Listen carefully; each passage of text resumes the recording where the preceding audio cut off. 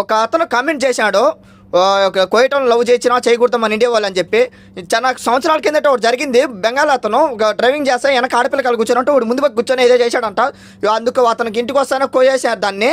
ఉప్పిన cinema చూశారు కదా, same అదే మరి జరిగిందనమాట. దానికి అతనికి చాలా జాగ్రత్తగా ఉండాలి. మేము ఇక్కడ యుద్ధం చేసినట్టే మేము ఈ పాకిస్తాన్ ఇండియా ఎలా యుద్ధం చేస్తుందో అదే విధంగా మేము ఇక్కడ యుద్ధం చేసినట్టు బతకాలి. మేము మా ప్రాణాలు గుప్పిట్లో పెట్టుకోవాలన్నమాట. వాళ్ళ దిక్కు అసలు తలెత్తిగా చూడకూడదు, తల దించుకొని మాట్లాడేప్పుడు మనం డ్రైవింగ్ చేసేప్పుడు కూడా అలాగే ఉండాలన్నమాట. అద్దంలోంచి చూసినా వాళ్ళు వీడియోలు తీసి వాళ్ళ మొగలు పంపిస్తారు. ఇంటికి వస్తానే మా పీకలే కానీ కోసేస్తారనమాట. అంత జాగ్రత్తగా ఉండాలి. ఇక్కడ లవ్ చేసేదానికి ఉండదు. 10 రూపాయలు సంపాదించుకోవడానికి ఇంత దూరం వచ్చిన భార్య బిడ్డలందరూ వదులుకోవాలి. మేము చాలా జాగ్రత్తగా ఉండాలన్నమాట.